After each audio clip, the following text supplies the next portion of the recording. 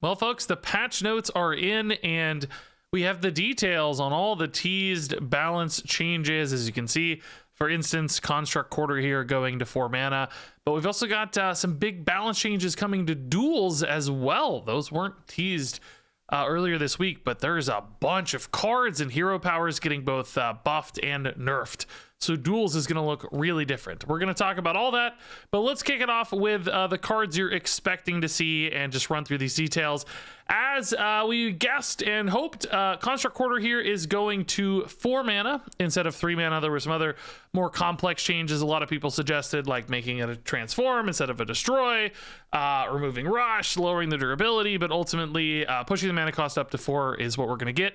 And I think that's the right change for the record. I think, this needed to be delayed, basically. I don't think taking durability off would have done enough to lower the power level on this one, because it's really that swing potential it has earlier in the game that's the problem. So pushing that back by a turn will certainly lower the impact of Construct Quarter. Pushing some of those big swing turns back by a turn can give other decks a lot of room to operate. I have not played this deck enough to know if this is going to kill the various versions of Death Knight that are running it. I mean, it still feels like this card does a lot, even at 4 mana, like still activating great death rattles, giving you corpses, multiple 4/5s over the course of the game.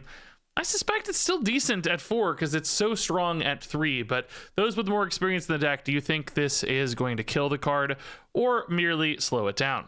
So next up here, we have the Goldshire Knoll going to 11 mana. This is another change that I had suggested, and I do think this has a really big impact on Knoll and Shaman's success in particular with Evolve Shaman, because now when you evolve a Goldshire Knoll, there is no 12 mana target and it will re-roll into another 11 mana card. Currently, that is Goldshire Knoll. That's all that exists in standard format for this one, at least. So no cheating out crazy big cards out of this one. That said, 2 Goldshire Knolls isn't necessarily the end of the world if you're just spending a couple mana on these.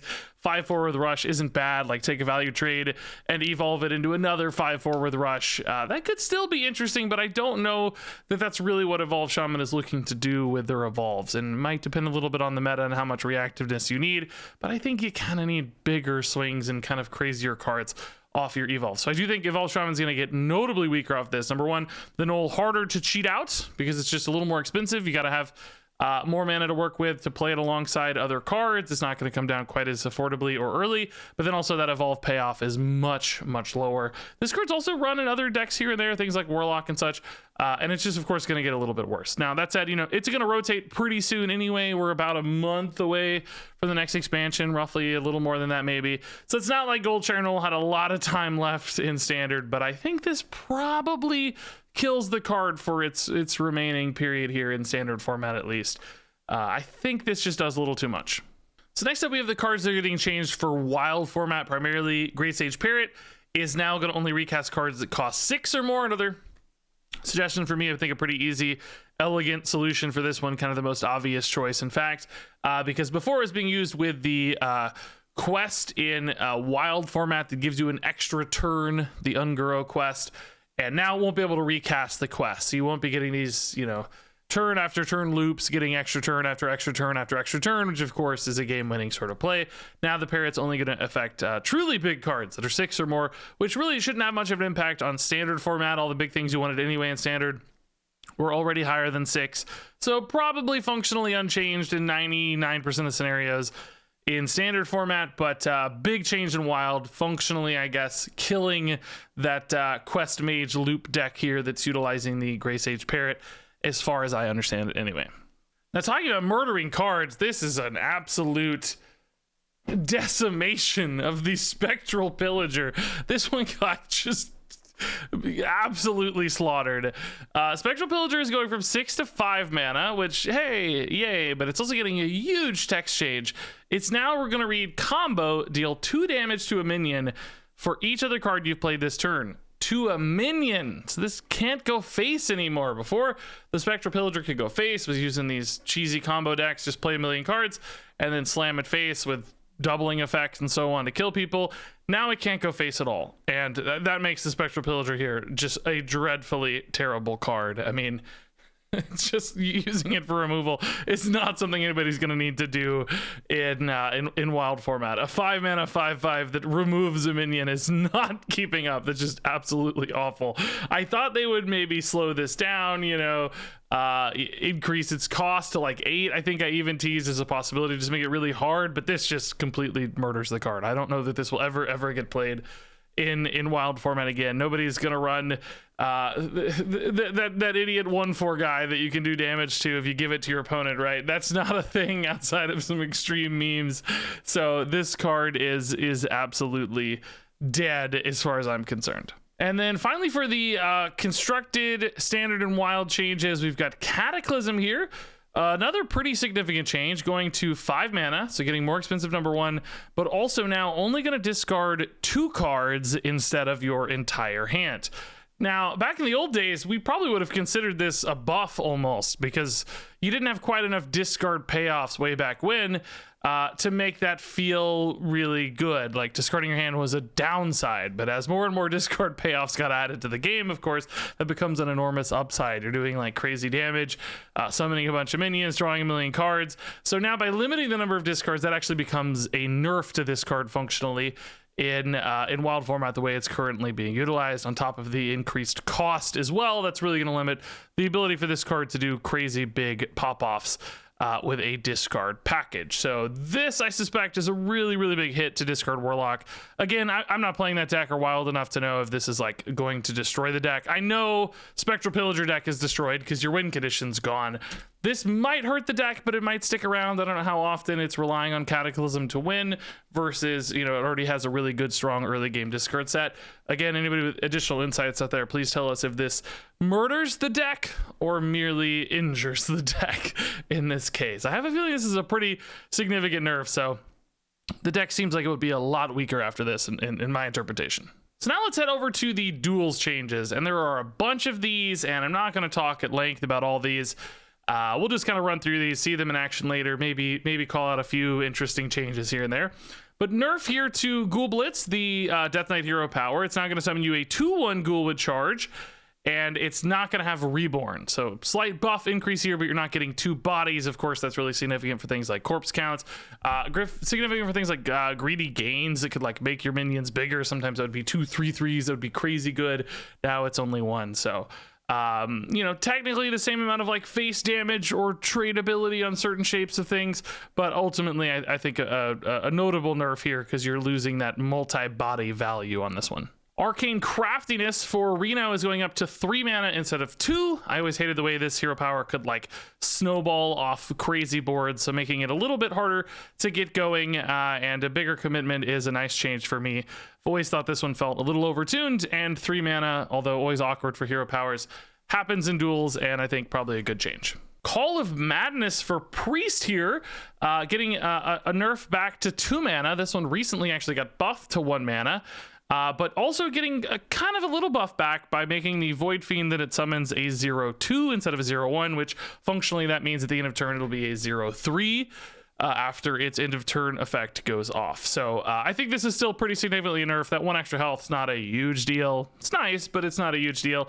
The extra mana cost though here is significant. It's a lot harder to weave this into turns, and I think this hero power gets notably worse. So next up here, Shadow Mend is getting a change, and I'm going to call this a nerf, but there's a really good argument that it's kind of a buff. I'd let you guys debate this one further. Maybe we'll just say it's a sideways change. Maybe I need a yellow arrow for this one. Shadow Mend is now going to restore 2 health instead of 3 health, which sounds like a nerf, but remember, the secondary effect here is that if the minion is still damaged, you draw a card. So there will be scenarios where you have something that has taken 3 damage, and the new version of the hero power will indeed draw you a card when the old version would not, because the old version would have fully healed it, therefore not drawing you a card. The new version will give you extra cards, I would say, fairly occasionally, right? Most of the time, there's not really a difference, because you get late into a duels run, you get late into a game in particular, the damage numbers are so big, everybody's pumping out crazy damage. You've taken 12 face damage by turn 4 or 5 or something, right? Then Shadow Mend on the old version was drawing you a card 95% of the time anyway. You know, if it wasn't, is that one health, how often is that one health breakpoint really gonna make the difference? I will maintain very, very small percentage of times that you'd use these hero powers is the new version going to draw you a card when it wouldn't have in the past. I'm going to say, like, totally made up number, 4% of the time this will draw you a card when it wouldn't have in the past, which means it's significantly lowering your healing in the other 96% of the time, which is why I think personally that this is a nerf. I think having that extra health late in a run can really start to stack up over time. 4 or 5 presses, you're talking about 4 or 5 extra health on the old version. I think that is actually meaningful and significant. So for me, this feels like a nerf, but certainly happy to hear debates there. Either way, a little bit less healing potential, slightly more card draw potential. Rattlegore getting a change here with bruising going from 1 to 0. I think this used to be 0. It was too good for a while, but of course the duels meta has gotten stronger over time, so I'm totally fine with this going back to 0. Some of these hero powers do feel undertuned, and this one can be really nice to activate any on attack effects like Rokara stuff, but also just help you keep up on board, making it tempo free now at 0 mana. That's really nice. It's going to help you keep up nicely. Also for Rattlegore, no guts, no glory going to 1 mana. I think this one again used to be 1 mana in the past for a while and went to 2. I can't remember all these details anymore, but another one, Rattlegore is not especially strong outside of people running bomb stuff on the bomb hero power, so happy to see these get a little bit cheaper. A 1 damage ping that has upside here feels pretty good. I could see this being used in aggressive decks for that +2 attack, but also just some nice defensive utility, as you recall, with the armor gain here too. So for Drekthar, we got War Master's Frenzy going to 1 mana instead of 2. I like this one too. I always thought this hero power seemed like it had more promise than was actually being realized, because it can do some pretty cool stuff, setting up some big damage and making this easier to weave into turns. Just a 1 mana Whirlwind is probably going to be good all on its own sometimes. So this feels like a really good change for this one. 2 mana always felt expensive. Gluth for Death Knight is going to 5 mana instead of 4, so a nerf here for Gluth. I honestly don't feel like I'd seen this one a lot. Like, yeah, when I read it, it sounds pretty good. I can imagine some unholy decks using this to great success, but I don't really remember encountering a lot of Gluth scenarios where I felt like this card was destroying me or something I saw often. So I was a little surprised by this change, but it doesn't sound totally unreasonable to me. For Hunter, we got some big changes here, a bunch. Deathstrider going from 4 to 3 mana here, so really big nerf. This card was quite scary in the past in Hunter. I seem to recall it being 2 mana for a while. That sounds insane in hindsight. Maybe it is insane because I don't remember that well. But I do think 3 mana is really efficient still for this effect. The later you get into a run, that's kind of crazy. Now, it has been harder for things like Death Rattle Hunter to get late into a run, so maybe that's hedging a little bit here. But I do think this feels a lot more playable at 3 than 4. Not making much of a stat sacrifice. Easier to weave into turns alongside other Death Rattles, and therefore seems like it's going to be pretty solid again. Bone Crusher also going from 8 to 6 here. And man, I haven't seen this one in a long time. I think it used to be 6 and it felt pretty good.